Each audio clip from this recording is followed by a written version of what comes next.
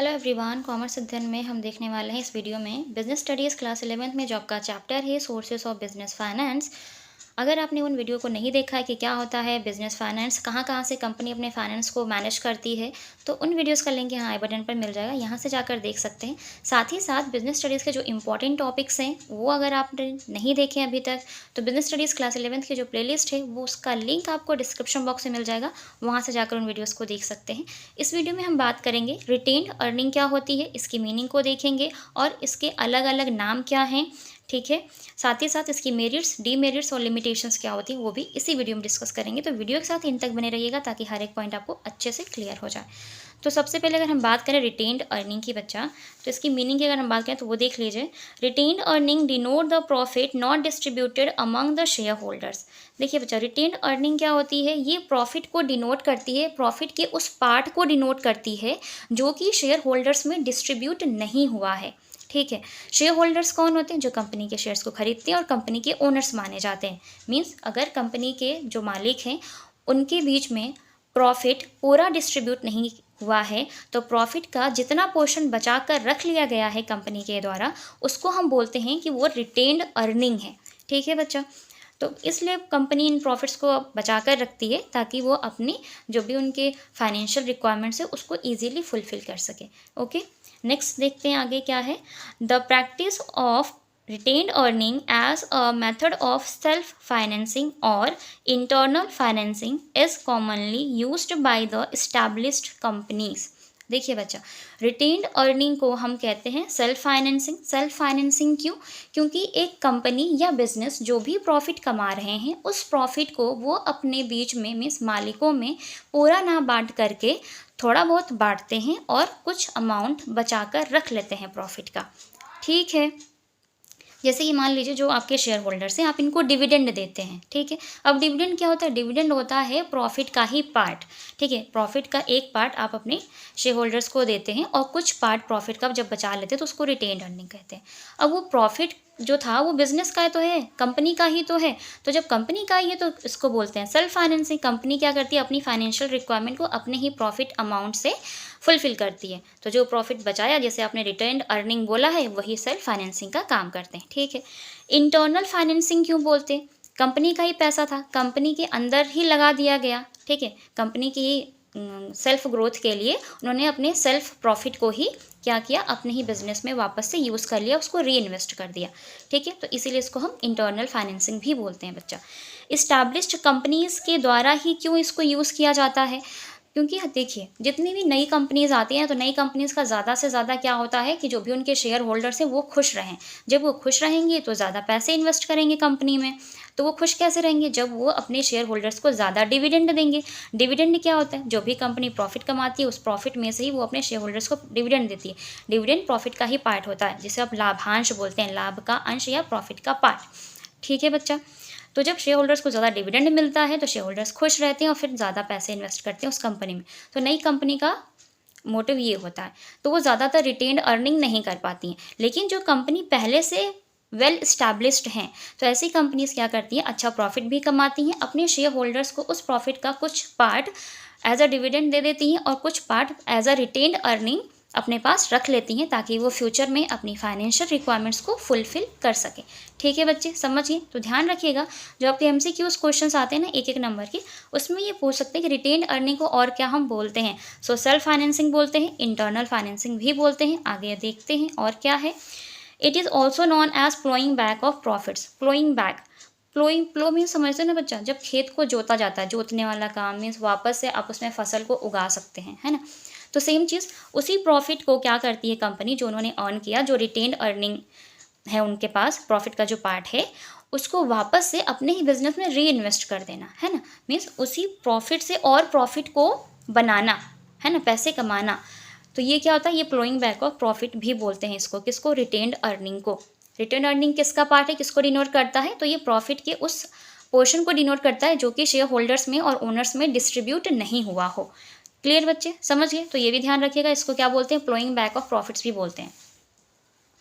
अब आगे देखते हैं merits of retained earning. Economical, पहला ही पॉइंट है इकोनॉमिकल मीन्स ज़्यादा खर्चीली नहीं होती। खर्चीली का मतलब आप इसको लेने के लिए आपको बहुत ज़्यादा कॉस्ट नहीं लगानी है, कोई प्रॉस्पेक्टस नहीं इशू करने, कोई एडवर्टीजमेंट नहीं करना है आपको कि आपको पैसे चाहिए तो आप अलग अलग चीज़ें करते हैं, लोगों से मिलते हैं, ब्रोकरेज चार्जेस देते हैं, जो ब्रोकर्स होते हैं जो पैसे प्रोवाइड करते हैं ना, तो ऐसा कुछ नहीं करना। बहुत सस्ती होती है, आपने अपना प्रॉफिट कमाया, कंपनी कमाती ही है प्रॉफिट अर्न करती है, उसी प्रॉफिट में से कुछ अमाउंट बचा लेती है जिसे आप रिटेन अर्निंग बोलते हैं, और फिर उसी को री इन्वेस्ट करती है कंपनी अपने ही बिजनेस में।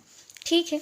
नो फिक्स्ड ऑब्लिगेशंस, बिल्कुल यहाँ पे कोई भी फिक्स्ड ऑब्लिगेशंस नहीं होते। ऑब्लिगेशंस का यहाँ पे मतलब है कि कोई भी इनके पास ऐसा कोई दायित्व नहीं होता है कि उनको, जैसे कि बाहर से अगर लोन लेती है कंपनी तो उनको हाई रेट ऑफ इंटरेस्ट पे करना होता है, तो यहाँ पे तो इंटरेस्ट रेट देना ही नहीं है, इंटरेस्ट तो देना ही नहीं है, क्योंकि उन्हीं का पैसा है, कंपनी खुद का पैसा खुद के ही बिजनेस में लगा रही है, प्रॉफिट अर्न किया, फिर उसको वापस अपने बिजनेस में रीइन्वेस्ट कर दिया। ओके।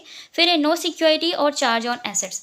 अब देखिए बच्चा, जब आप लोन बाहर से लेते हैं, आप अपनी फाइनेंशियल रिक्वायरमेंट को बाहर से लोन लेकर के फुलफिल करते हैं, तो जो भी बैंक या फाइनेंशियल इंस्टीट्यूशंस आपको लोन देते हैं वो बदले में बहुत ज़्यादा इंटरेस्ट चार्ज करते हैं ना, और साथ ही साथ आपको उनको सिक्योरिटी भी रखनी होती है। सिक्योरिटी का मतलब कुछ भी गिरवी रखना होता है, कोई लैंड बिल्डिंग के पेपर से, तो आपको गिरवी रखने होते हैं, तभी वो लोग आपको लोन प्रोवाइड करते हैं, है ना, सिक्योरिटी देंगे तभी तो लोन मिलेगा। लेकिन यहाँ पर तो ऐसा कुछ भी नहीं है, उनका खुद का पैसा है, कोई सिक्योरिटी नहीं रखनी, कोई एसेट्स पे चार्ज नहीं होगा कुछ भी, है ना, इजीली प्रॉफिट अर्न किया, बचाया, वापस से रीइन्वेस्ट किया। क्लियर। फाइनेंशियल स्ट्रेंथ, बिल्कुल रिटेन्ड अर्निंग फाइनेंशियल स्ट्रेंथ का काम करती है, वो उनके फाइनेंशियल रिक्वायरमेंट्स को फुलफिल करने में बहुत ज़्यादा मददगार होती है। मल्टीपल पर्पस, रिटेन्ड अर्निंग का कोई भी एक सिंगल पर्पस नहीं होता, मल्टीपल पर्पस हो सकते हैं। लाइक ये हो सकता है वो अपने जो कैपिटल फंड है उसको और इंक्रीज करना चाहते हैं, वो अपनी एसेट्स को परचेज करना चाहते हैं, है ना, वो अपने शेयर होल्डर्स को ज़्यादा से ज़्यादा फ्यूचर में डिविडेंड पे करना चाहते हैं। सो बहुत सारे इनके पर्पस हो सकते हैं। Control with existing share holders, बिल्कुल रिटेन्ड अर्निंग को किसके साथ कंट्रोल किया जाता है, तो शेयर होल्डर्स के साथ ही कंट्रोल किया जाता है बच्चे, क्योंकि हम सबको पता है जो भी शेयर होल्डर्स होते हैं, जब आप इनको डिविडेंड प्रॉफिट का पार्ट होता है, तो जब आप प्रॉफिट को पूरा डिस्ट्रीब्यूट नहीं करते हैं शेयर होल्डर्स में, तो जो प्रॉफिट अमाउंट बच जाता है वही तो रिटेन अर्निंग होती है। तो शेयर होल्डर्स के साथ ही आप इसको क्या कर सकते हैं, कंट्रोल कर सकते हैं, वो भी एग्जिस्टिंग शेयर होल्डर्स के साथ। ठीक है। फिर stability in rate of dividend, बिल्कुल यहाँ पे एक स्टेबिलिटी होती है रेट ऑफ डिविडेंड में, क्योंकि वो डिसाइड कर लेते हैं कि हाँ हमें अपने शेयर होल्डर्स को इतने % से डिविडेंड प्रोवाइड करना है, 9 to 10%, 9 to 12% जो भी, तो वो उनका जो रेट होता है स्टेबल होता है, और जितना अमाउंट उनको फ्यूचर के लिए बचा कर रखना है एज अ रिटेन्ड अर्निंग वो भी डिसाइड होता है। ठीक है।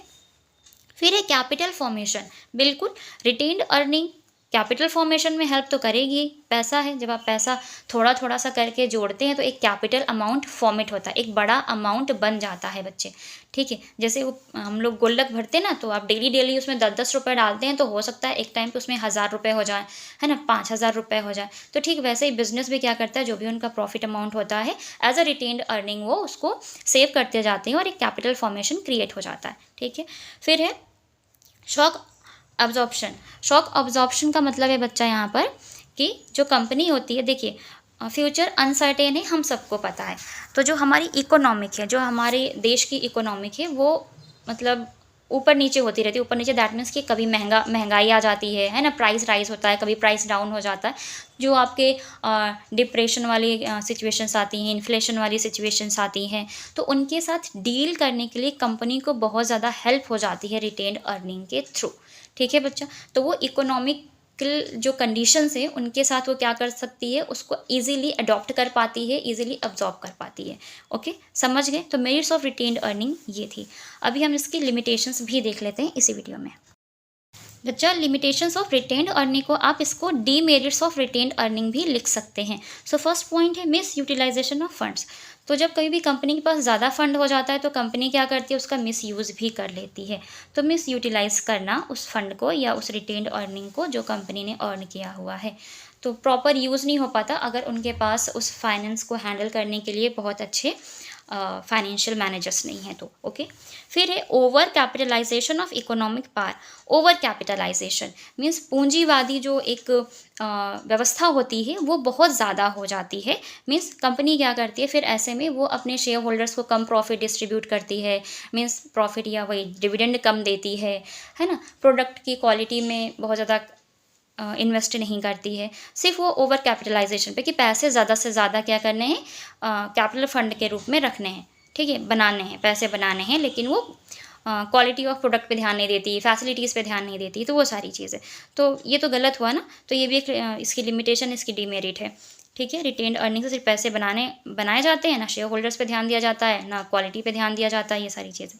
फिर एक कॉन्सेंट्रेशन ऑफ इकोनॉमिक पावर।